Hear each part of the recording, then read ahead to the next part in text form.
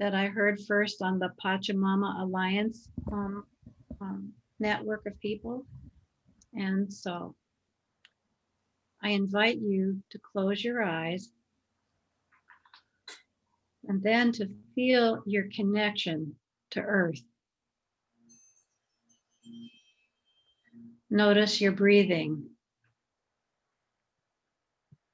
Feel the life force moving in you as the breath. As we open sacred space wherever we are, let us start by acknowledging the peoples who lived here before us, and that many of them were forcibly displaced from their lands.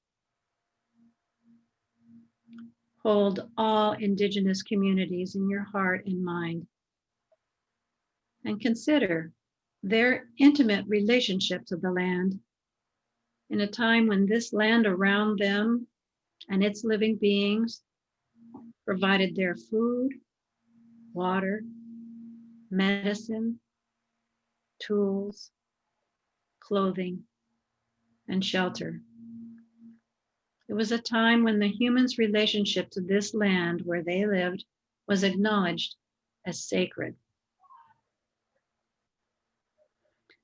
And as you continue to breathe, feel your connection to the green life of Earth, both the land, trees, and plants, and the plankton of the seas.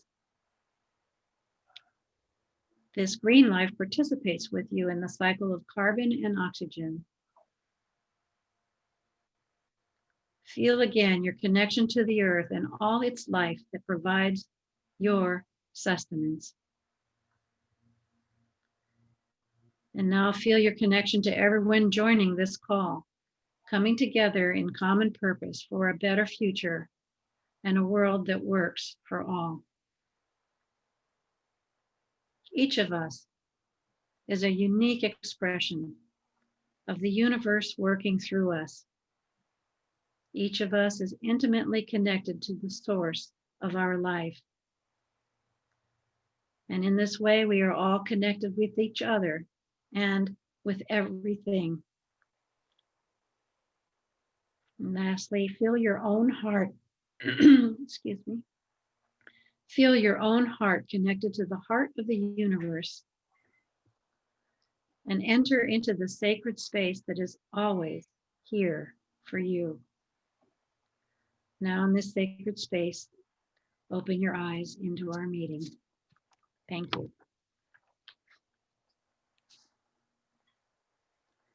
Okay, dear friends, we're so pleased that your curiosity or faith brought you here today. And we appreciate what we know is the generous gift of your attention, responding to our call. Oh, Scott and I started calling us together to build something, a container where our thinking can evolve within a safe space to express personal thoughts and feelings, providing a community experience that can provide healing and wholeness. For today, oh, I think I skipped over something. Oh, I think you were going to give us some information on the format. Do you want me to do it? I don't think they need that. They're going to be in the format. Let's say quickly, you know, we invited you to have paper or your journal with you today. We're planning 3 small group sharing times and 1 longer whole group time at the end. There'll be 4 people to a room. We're hoping to keep the same 4 people in all 3 small rooms. And so we'll be providing 1 minute before each session, and we'll be displaying the questions for that small group session on the screen. So that's a time when you'll have a silent moment to jot down your ideas to those questions so that when you get into your small group room, you'll be ready to share something. Each person will have 3 minutes. And some people may want to use their cell phone camera to take a picture of the questions. So Susan, I want to apologize to you. And I think it's important that we practice apologizing when we accidentally bite each other. And because that's how we facilitate healing. So Susan, you invited me to do the part I was supposed to do. And then I responded by saying, they actually don't need that. And then you proceeded to give the community information. So I want to model humble. I want to model apologizing, and I want to model saying thank you for bringing us forward. Yeah, my pleasure. I appreciate you forever. Okay, so today I believe that the story that we live in, that we believe in, be living in, believing, greatly informs our choices and our actions and then determines the direction and the eventual impact of our life. I hope, I trust that you read the story that we sent around or watched the videos, because we're not going to be retelling that story in this session, and that's a departure from our normal practice. What we want to do today is actually explore the relevance of this cosmic evolution story to our lives and relationships. The story goes by the name of The Universe Story, The New Story, Big History, and Deep Time. The universe story reveals how our body, the atoms and molecules of our body, came to be, how we got to this moment right now. How our mind came to be, our consciousness is still mysterious. And discoveries are emerging about how we can use our imagination to generate futures that we want. Our imagination to generate futures that we want is very important to maturing humanity and to applying wisdom for life. So the word generation, why do you suppose we use the word generation, as in the baby boomers, the Gen X, the millennials, the Gen Z? Each generation is here to generate. Incorporating your generation's unique set of circumstances, the wars, the wounds, fears, limitations and freedoms, economies and technologies, and other energetic forces formulates a more or less shared worldview by that generation. Still, regardless, every group is here to generate. My goal for today's conversation is for all of us to realize that you, I, we, each and all belong. Humans belong to Earth, and we have a mission. We not only belong, we are connected. We have allies. We are unique, and we are needed. So by the end of the program, I hope that you see and feel that you are from the universe, of the universe, by the universe, and for the universe. Anybody want to say anything quickly? Okay, great. So on belonging. You belong. Can you feel it? You exist. You belong to this present moment. You also belong to the universe. What you are came out of the cosmic forces and events of this universe. Your actual bodily matter did not get bumped off in all the annihilations, collisions, and explosions of this ongoing cosmic creation process. You didn't get bumped off. You're here. In the universe story, we learned that every atom and molecule of your body is a reconfiguration and combination of the very particles that emerged from the original Big Bang, the great flaring forth, and later from stars and supernova. Your body is formed quite literally from stardust. The universe is the source of everything. Your source. You belong to the universe. You possess cosmic consciousness. So I say you are from the universe, of the universe, by the universe, and for the universe. And God is in every aspect of this universe. Belonging to this universe, your cosmic address, your home, is planet Earth. You're an Earthling. I hope you realize that you belong to planet Earth. You were born into the gravitational field the water, the minerals in the soil, the air, the food sources, and the places to live given by Earth. You're a member of Family Earth. Mm. Mother Earth is maturing and she needs to become Family Earth, where we all take care of each other and our mother. It's grow up time. So you are an Earthling that belongs to Family Earth. Of course, we humans are not the only Earthlings. We are a community of Earthlings because Earth has given rise to an amazing array of diverse other living beings with whom we are in reciprocal relationships our entire lives.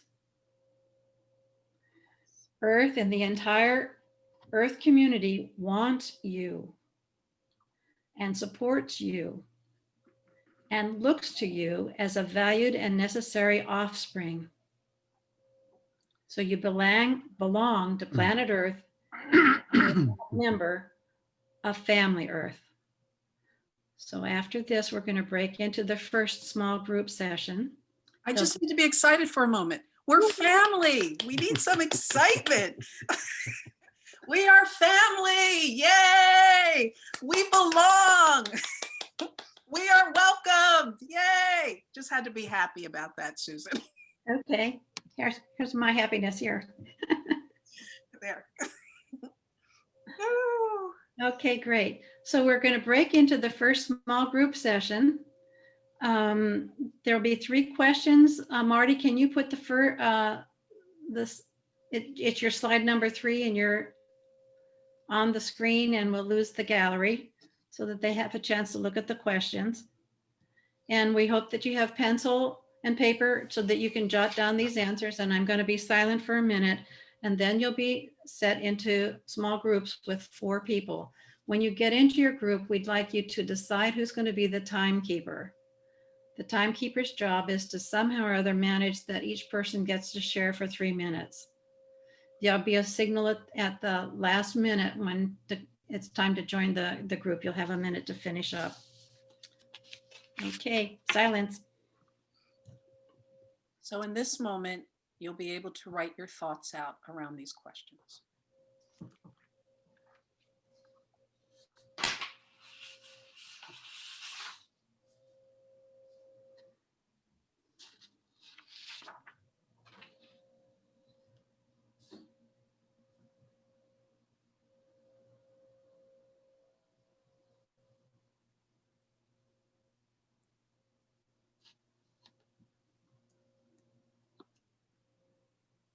Marty, there's something blocking the screen.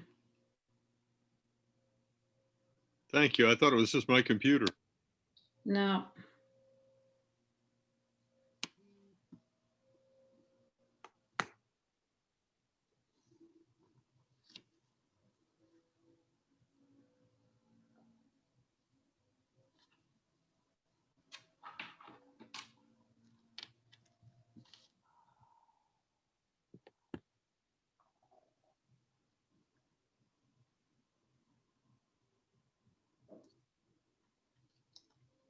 And remember, you can take a picture with your camera, your cell phone camera, to have these questions present in the small group room.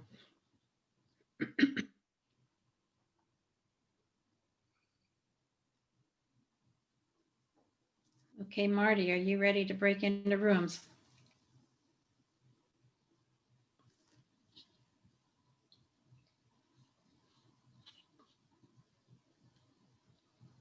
You should have a message on your screen to join a breakout room now.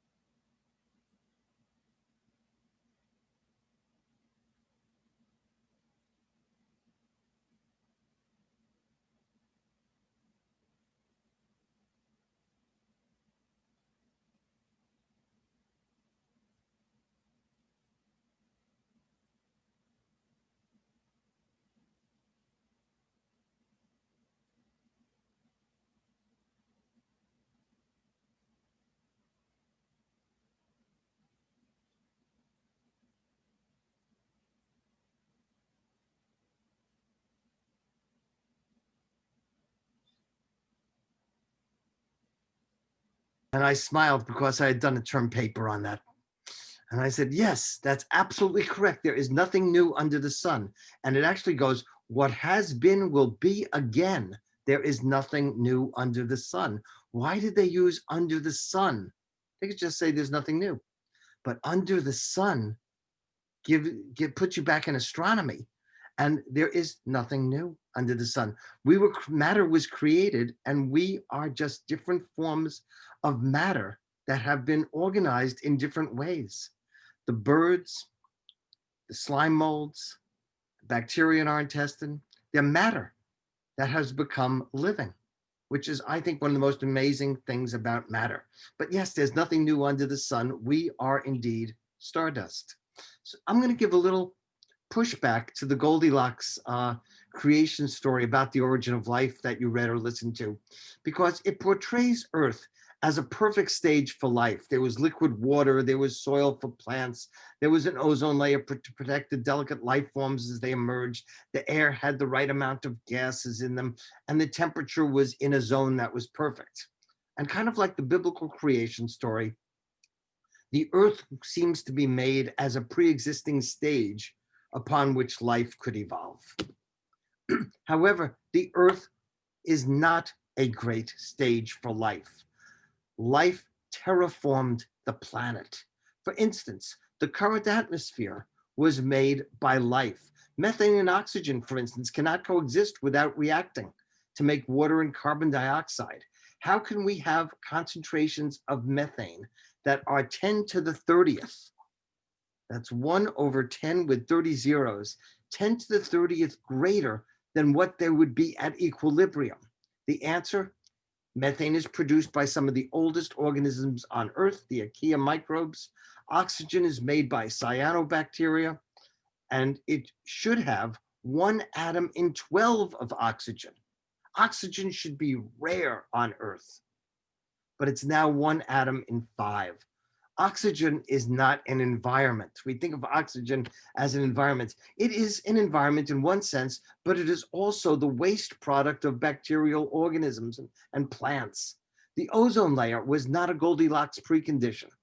It was made by oxygen that life put into the atmosphere.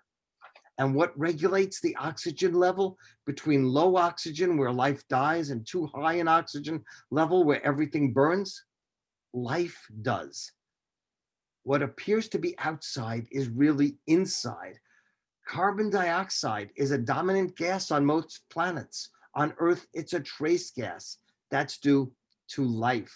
Carbon is locked up in sedimentary carbonate rocks, oil, coal, and tree trunks. This planetary metabolism of life and non-life is Gaia.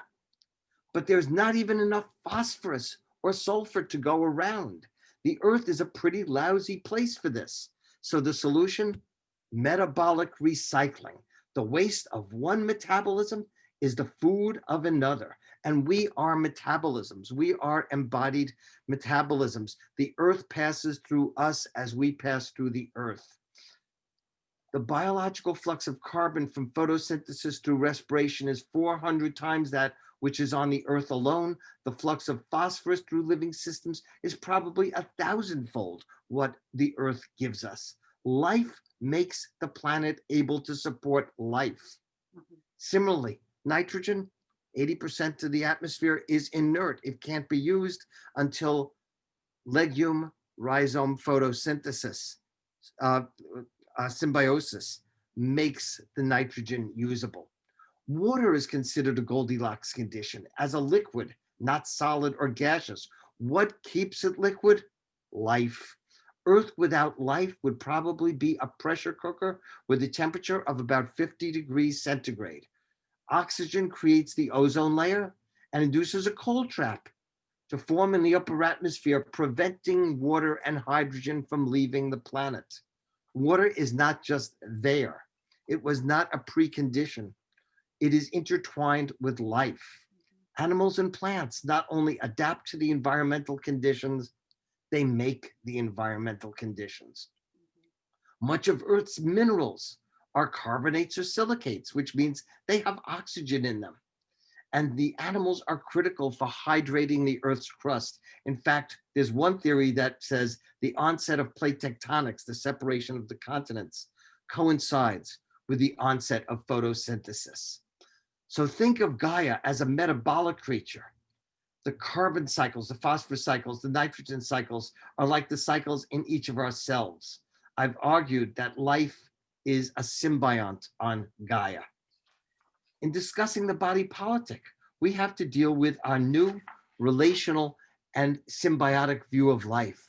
The holobiont is a complex web of ecosystems where the mouth, gut, fingers, and reproductive orifices each support different communities of microbes. Like Gaia, it calls into question the distinction between organism and environment. And I think that you have here this notion that Gaia is only the name proposed for all the intermingling and unpredictable consequences of the agents, each agent pursuing its own interest by manipulating the environment. So maybe Gaia can be likened to a holobiont. Our planet is our host. We modify the host to make it livable. The microbes of our gut make our gut. The microbes of the rumen make the rumen. The microbes of the squid light organ make the light organ. The earth isn't our pre-existent stage. We make it what it is. I think the Goldilocks story is too mythical and too providential. We are actors, set designers, set producers, and directors. We are allies with all else. We help build the trees, the soil, and the rain. We are co-creators with every breath. We get by with a lot of help from our friends, and in a very literal way, you complete me. Thank you. So I'm going to invite everybody to breathe. As we are breathing, we are bringing that life force in, and we are allowing ourselves to be intimate and one with. Thank you, Scott. I'm going to have to rewatch the video to catch all of what you said. Marvelous information.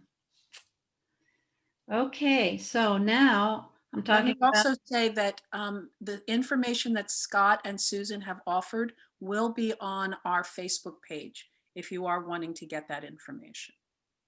Susan? thank you. We just did We Belong. We found out how interconnected we are.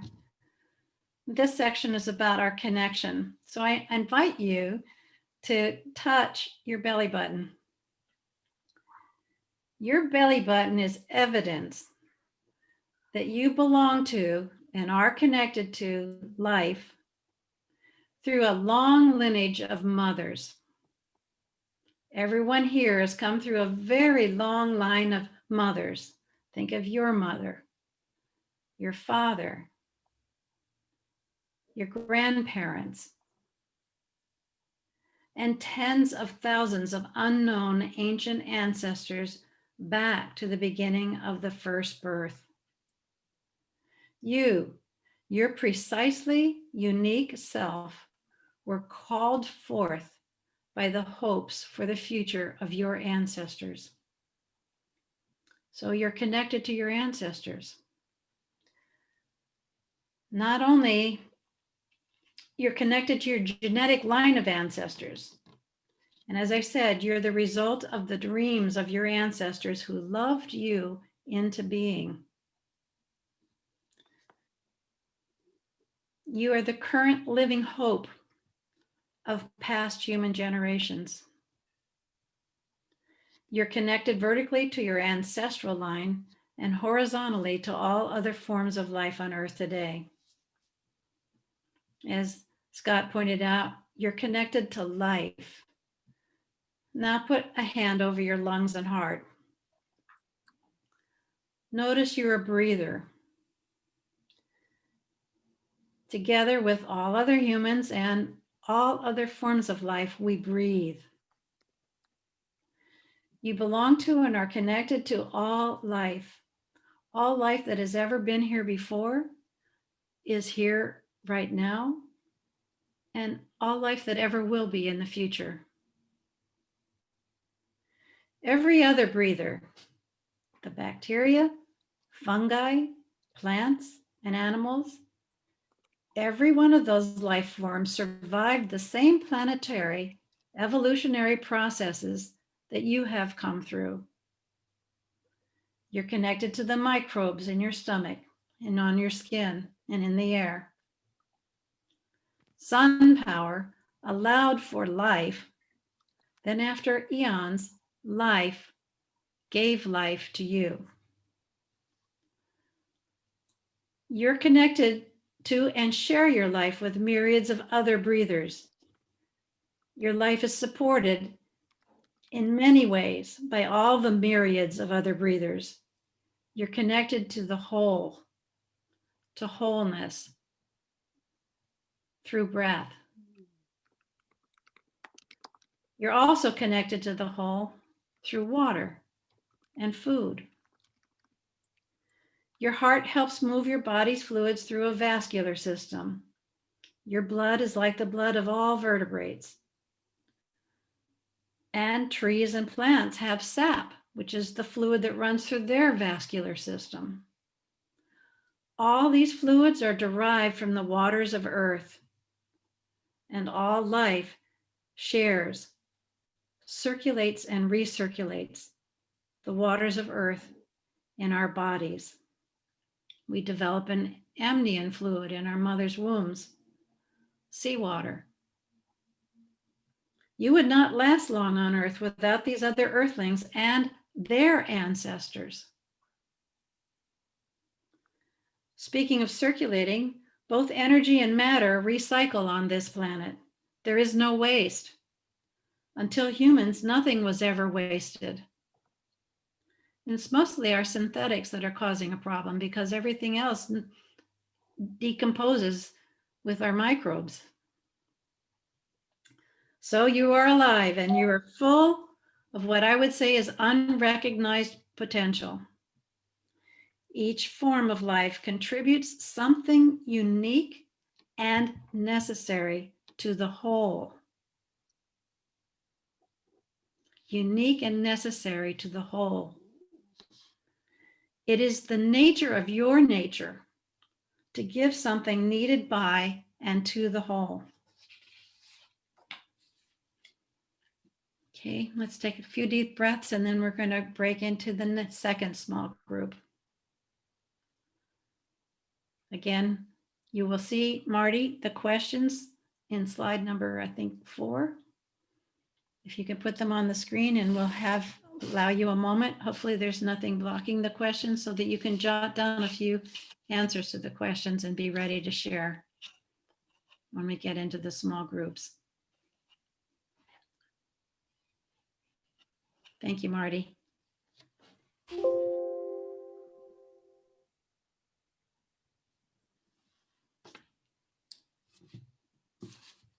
So you'll have a minute to think about these questions. Whoops. Questions just disappeared, Marty.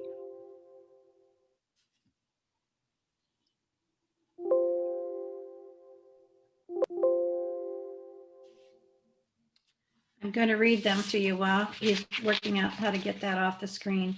So the first one is, do you feel connected to your lineage? Second one is, what do you think? Slow down, Susan, so that people can write it down. Feel connected to your lineage.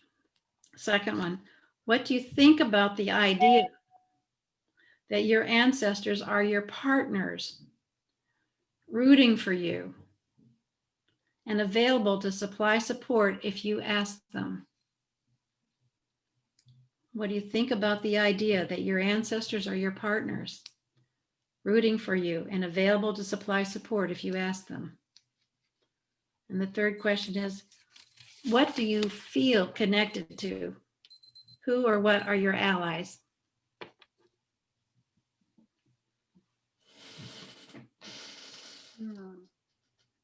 And Marty, whenever you are ready to take us to our rooms.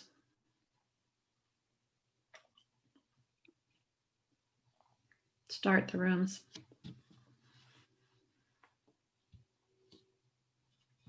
Thank you.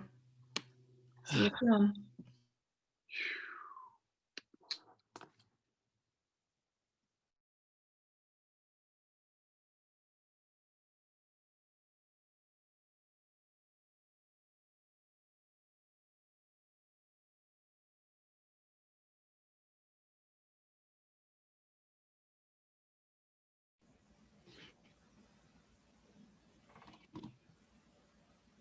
Well, it's just us. Um, there was an uncle in my lineage, my dad's lineage, that was a genealogist. And so he did the book of the Gulicks, was my maiden name, all the way back to when the first ones came over from Europe.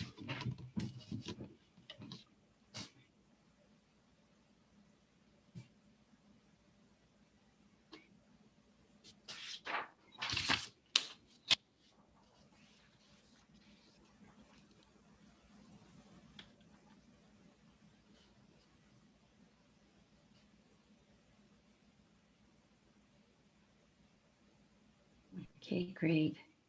Yeah, it's just us here. Yeah, I was saying that unfortunately we are people of African descent, because the records weren't kept properly and so forth, and some of them weren't even documented at all. It'd be nice to be able to go back.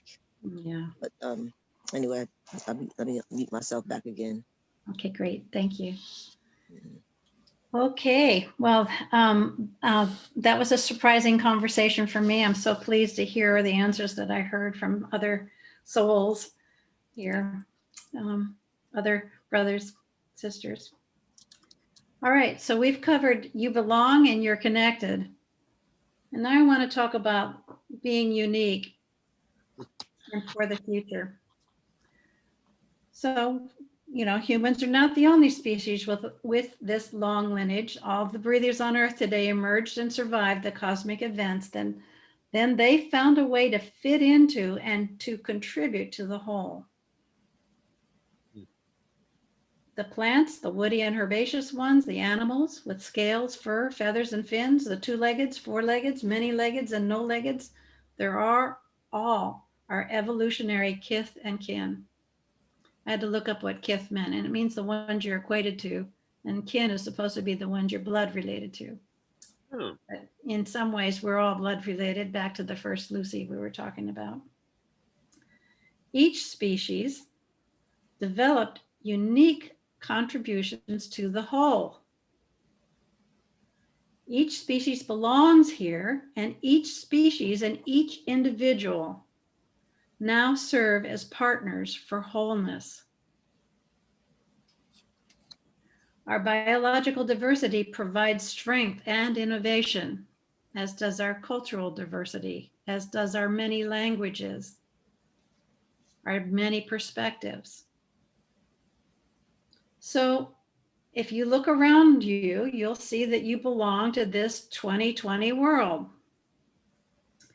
As one born from the union of sperm and egg, you have one-of-a-kind genes and have developed an absolutely unique combination of beliefs, perspectives, and gifts to contribute to the whole shebang going on here on Earth. We have learned recently in science that your genes are changed by the things that you choose to do and by the things that are happening in your surrounds.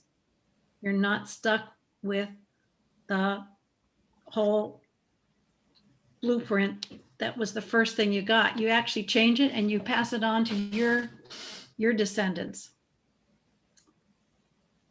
Significant personal events in your life have led you to develop unique sensitivities to others. This one might require a little bit of thought. For instance, my freshman year at college, they paired me in a room with a junior who was completely outside my realm of experience from my family upbringing. She was Latina. Most startlingly, she was quite promiscuous. But she was also calm, grounded, self-possessed, generous, and she knew how to have fun. I liked her. My parents would have never let me anywhere near her. That experience taught me that labeling other, stereotypes, judgments need to be closely examined. I learned not to judge books by their covers or people by their sexual standards. My encounter with that college roommate widened my embrace of difference. And from that, I gave myself permission to explore outside of social boundaries. So that's an example of an event in my life that had me develop some unique sensitivities to others. Your life has value, meaning, and purpose. You belong to our world, our 2020 world, and we belong to each other. Trust yourself, your passions, your powers, and your sensitivities. In the previous sections, there was trusting that your ancestors might be there if you call on them. And I have the experience that when I started calling on my ancestors, I calmed down significantly.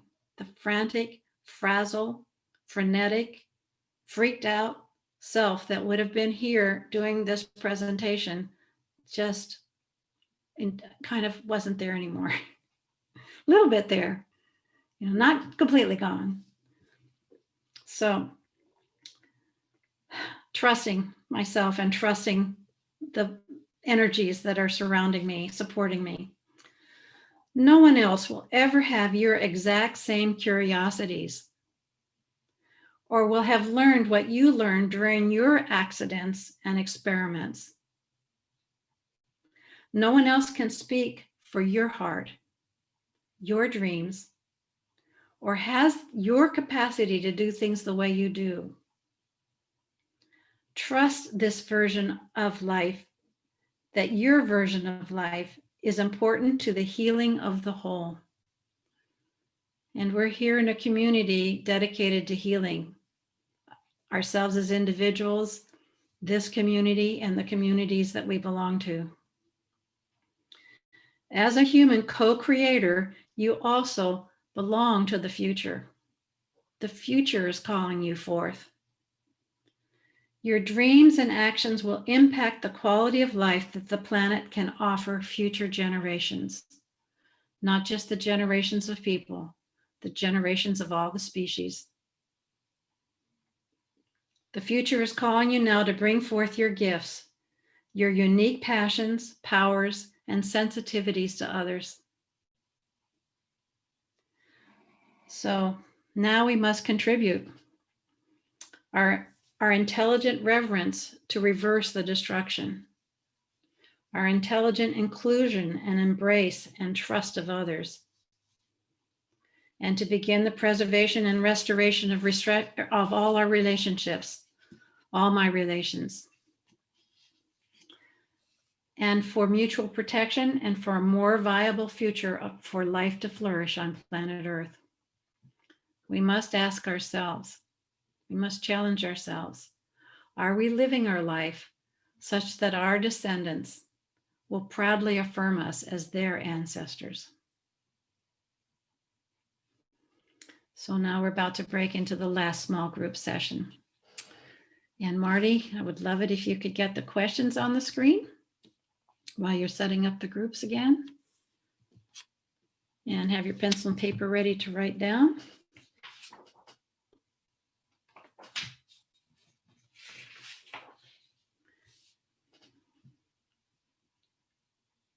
Thank you.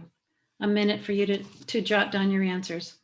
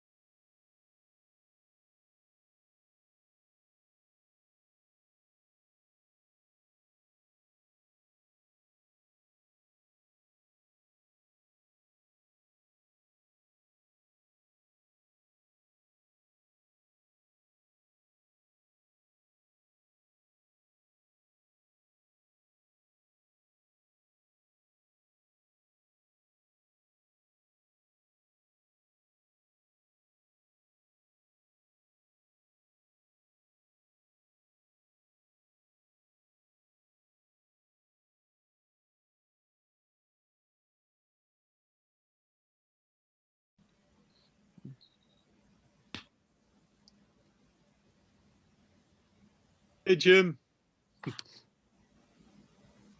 Hello. Oh, you're muted. Okay, that was another lovely session. If O is on, I I'm don't, on. I'm here. okay, great.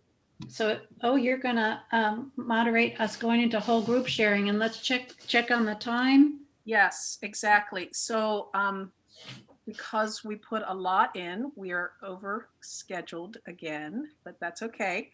We're doing it wonderfully. And so we're going to go into, this is open to the community. We are wanting to be able to hear as many people's voices as possible who would like to speak. We're asking you to raise your hand. Again, you would go into participants. If you're wanting to share something, hopefully you'll see the participant's hand, and that's how we will call on people. We're asking you that when you speak, that you self-monitor 2 to 3 minutes. I'm going to say 2 now, mostly because we are over schedule and we want to be able to hear as many people's voices as possible. And to hear from voices we haven't heard from first. Yes, So we have maybe 20 minutes at the most for this whole group. yes. I'm going to put my And so Marty, this is where you notice whether their hands are raised and you say their names. Yes, Lorene is the first one to share. Lorene? Okay. One thing someone said at the end of our last sharing, which was very rich, is I've always felt like I've been ahead of the trends. And I realized that this is a gathering of people that have are the imaginal cells. That's our union. And I know that's what you want us to know, but I experienced it. It physically, emotionally, mentally, that this is a gathering of imaginal cells who have, many of us probably individually have felt different and non-belonging and ahead of the trend. And thank you for providing this forum for us, this family for us. Abena, will you go next? First of all, I want to say thank you for inviting me to this group, Susan. I appreciate it very much. Hello to everyone. I want to say that this has been profound, a very profound moment. To be in a group of people who are so forward in their thinking and understanding that we are not here alone and we didn't come here without a ship. Our ancestors brought us here. Our ancestors keep us connected and rooted here. And regardless to what we do, our energy, if we are working in the right dynamic that they sent us here to work in, our energy will remain. Once this tube is gone, we will still be here to facilitate the world moving forward. We are the energy that put Biden where he is right now. We are the energy that says we are going to correct the mess that has happened. So therefore, we are the energy that will heal the earth, because why? We're healers. And that's what we all came here to be. We're healers. It is such a pleasure. Ashe, ashe, ashe. Thank you. Beautiful.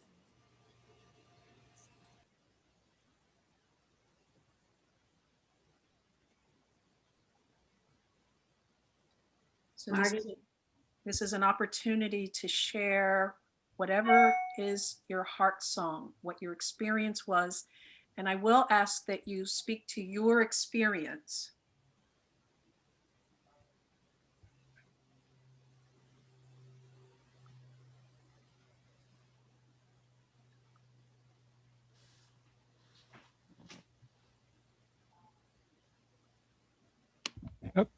Lisa is next to speak. I just want to say, I think, as I said before, I think this is just a tremendous opportunity. The questions, the information, all of it seems to pull my heartstring. I think what Lorraine said, that, you know, we're all brought here together for this purpose and this reason at this time. And it really, for me, is just profound. And I enjoy it because it's nice to be in the company of people who are thinking, you know, I don't remember the definition of the imaginal cell, but I'm just gonna trust. Susan talked about trust. I'm gonna trust Lorene that that's what you were saying. But I think it's, as I said in our group, it is really just so satisfying to be in this group. So that's why I don't want it to take too long. I want to, say a special hello to my blood cousin Avner. So that's it. And thank you for the invite, Susan. Thank you. Our next speaker is Francis. Yeah, hi. I'm unmuted. Okay, so my experience is very forward right now and available from the group of 4 that I was in. We were all very different and yet amazingly the same.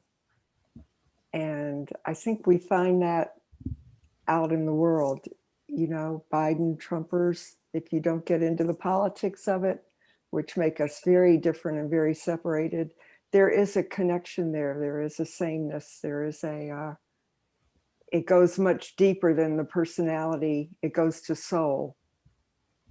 So I appreciate being here also, and I'm learning a lot, and I feel very invited in by everybody to be here and transmit my ideas and to listen to yours. So thank you.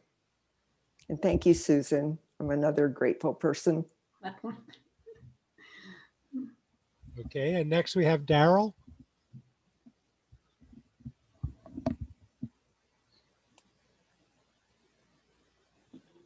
Hi, group. Hi, family. Hi, Sister O, who invited me. Wow. My thoughts are all over the universe. First, I want to acknowledge Kay Dorothy, whatever you're doing, I'm happy that you're here because there's some energy that's just radiating and I'm loving it. The 3 sisters who supported me in my group, thank you for making me feel welcome and sharing your thoughts and experiences with me. My takeaway for this whole group, I do a lot of work in men's space, and I was marveling at their number of sisters, Black women, powerful Black women, whose voice I'm so comforted to hear, and yet I'm stunned. We are assembled not in conflict, but in harmony.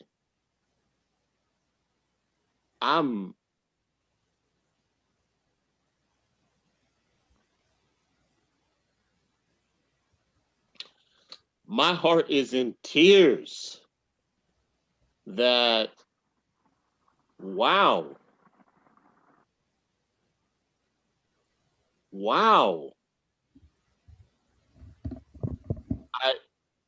I might not have believed this was possible before today, because our normal alignment is conflict.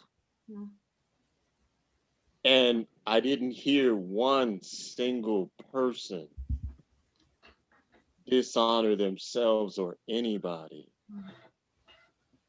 Oh, my ancestors, what we can do. Ashe. Shay. Susan, you're up next. I just want to say that my heart is full, and I was so frightened that what I was presenting was kindergarten for you all. But even if it was something that you already knew, had come across, had adopted, the way that we related to each other and heard each other's stories, just, I'm overflowing. Thank you.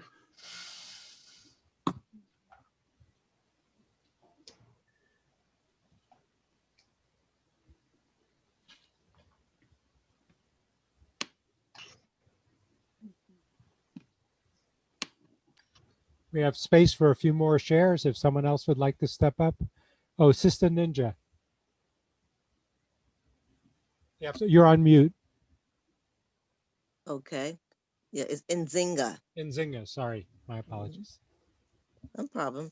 Let me just share a little lesson. Nzinga was a queen in Africa during the 1500s. She was a very strong and determined woman. She due to her rulership, she fought off the Portuguese from conquering her people in Angola, Central Africa. And I took on this name. I was originally named Kim. My mother and parents named me Kim, but I didn't feel like a Kim.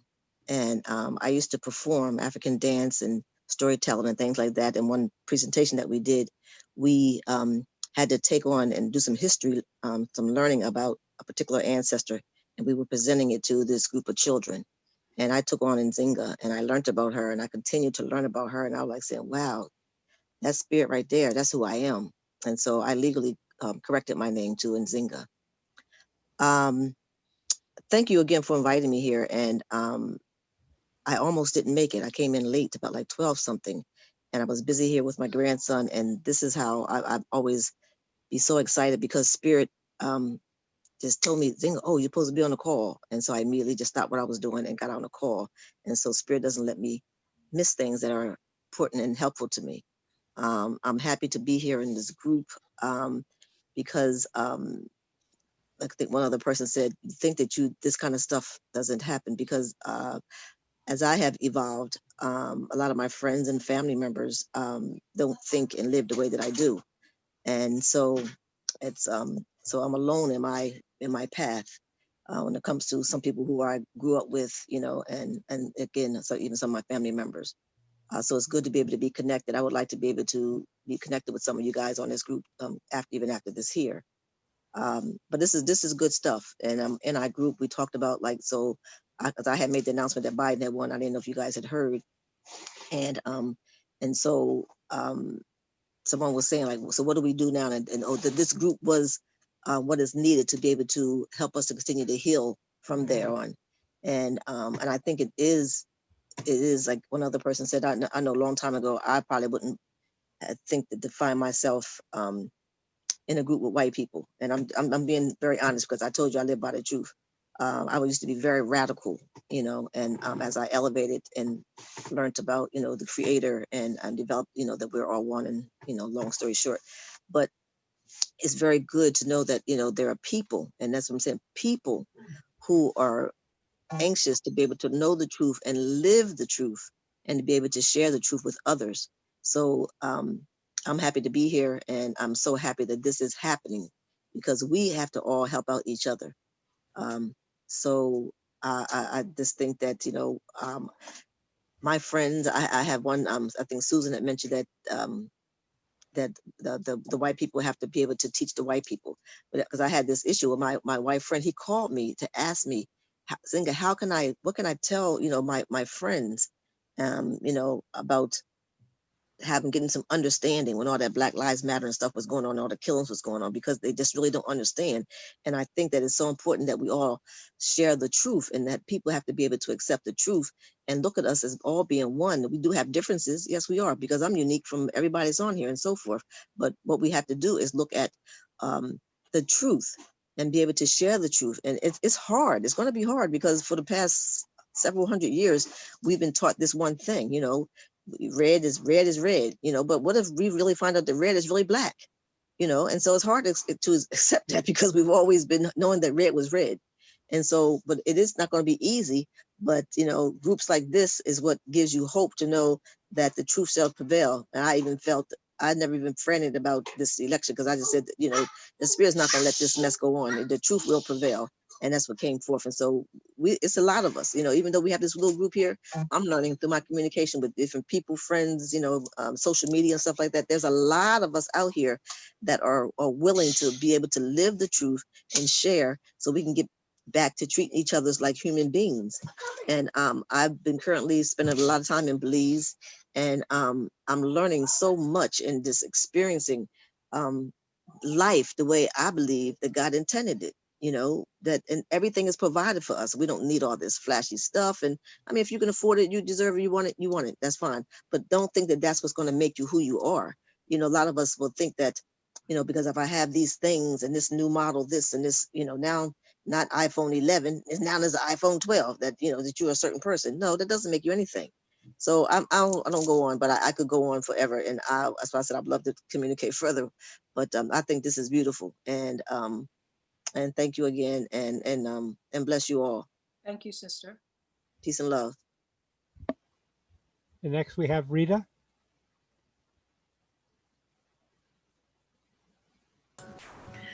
I feel so at home with this group. And it looks like a diverse group, but I think on an energetic level, we're meeting, which in a place that transcends all that. And it's a place that is separated out by the fact that we're willing to reach that level together. And it's really a picture. I mean, it's thrilling to experience it, because when I see such racism in the world, it's just, that's a superficial level. And I don't think it's going to get solved on that level. But when we meet each other here, things come out of me that don't come out in other groups. I think we probably all have that experience here. And it's really beautiful and precious. A lot of soulmates. Thank you. Thank you. And next we have Alicia. I want to echo everyone also in just my gratitude and amazement for this group and all the voices coming together, really to explore and play with these ideas in the hopes that we can create a more just and humane society for us all.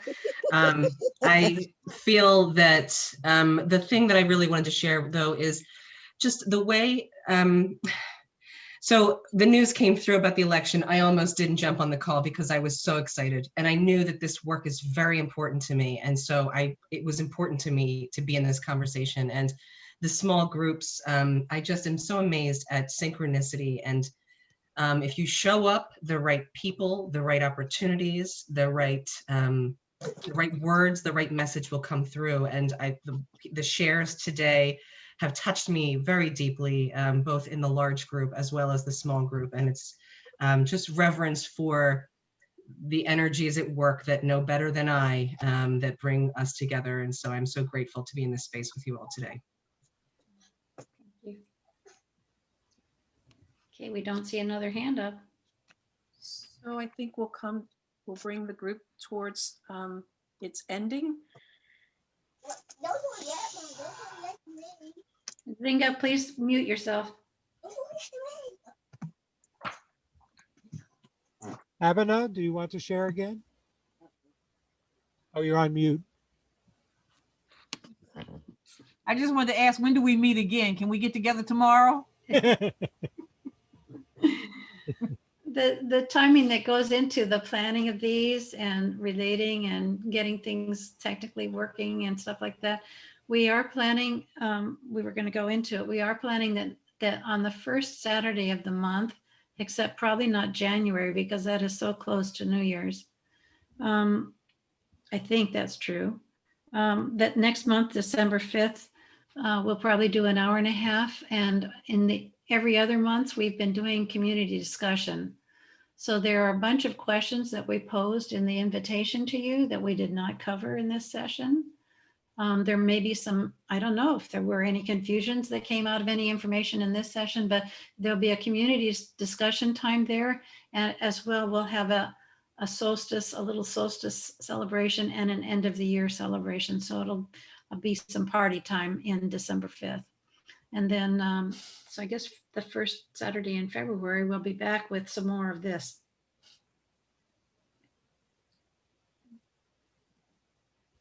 So one of the things that I'm aware of is I am overwhelmed in this moment.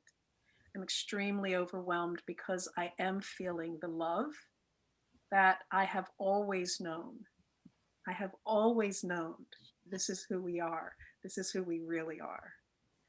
And how easy it is for us to get caught up and distracted by the illusions or the distortions, and how we can become captivated by distortions. But the truth is who we really are is love. And so one of the things that I want to end with in my sharing is I know we are capable of the impossible. We can do the impossible. And how I know that is because we were sperm and egg. I want you to remember that. We were sperm and we were egg. I really need you to hold on to that, because it was at that level that we were able to align ourselves with the infrastructure and the power of the universe. We aligned with the universe, and we were able, in those what appeared to be separate and desperate cells, both on the verge of death, we figured out, each of us, all 7 billion of us, we figured out how to work together. We figured out how to work together. And in the process of working together, we figured out how to share resources. And in the process of sharing resources, we became more whole. We have already done the impossible.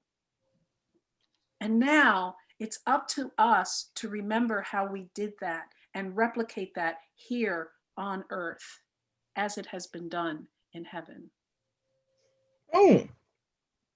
So thank you for allowing me to share, and thank you for trusting your heart.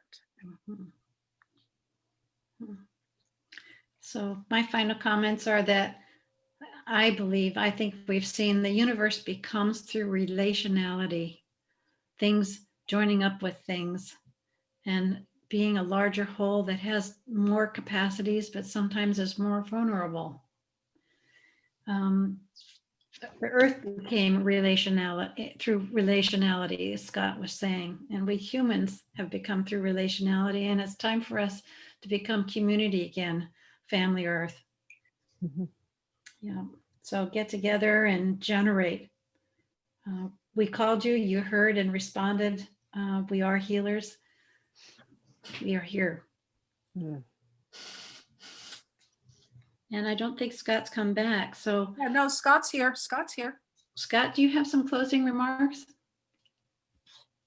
course he does. You're muted, Scott. Yep. It's been absolutely wonderful to be here with everyone. After hearing what Susan said, I think, and O said, I would want the Lord's Prayer to read, do on earth as you have done in the womb. Make the miracle. Each one of us can make the miracles. We've already done the hardest thing we've ever been asked to do, which is to make our bodies. If we could do that, we should be able to do anything. And so we're going to end with a song. Before that, okay, just, sorry. we wanted to ask you for a little feedback, and in the chat room, you can let us know, those of you who have been with us for this time, does this 2-hour work for you? Do you have any, did the food and water thing work for you? And we were supposed to take a break in the middle, and I just kept going. So we are gonna have some music at the end here. Let me just see. The next survey that we send out will not just be asking you about the structure of the session. It will be actually beginning to launch into some questions that you can give your meaty ideas to. So it's an invitation to look at those inquiries in this survey and see which ones you don't have to answer every question, to begin to give some input. So that's it. Oh, okay. So Marty, if you could pull up the PowerPoint again, it's the very last song that we're going to be dancing together. Those of you who would like to stay and dance, please feel free to do so. And if you feel like you're done, we send you off into the world and bring your love, bring your love, bring your love, bring your love to the best of your ability. Bring your love into the world. All right. The very last slide. Yes, that one. All right, everybody. I didn't get any feedback about the session of 2 hours, if that worked for you. Well, that's okay. They can go play. We'll figure it out. Okie doke. I put it in the chat. Yeah, I put some in the chat too. Just okay, in the chat. Hey, Susan, it worked for me. I'm on the call, but it worked for me. I liked it. Make sure you save the chat. Bye. See you. Bye. Marty, make sure you save the chat and the recording, please. I'm gonna be off. Bye-bye. Love you. Bye.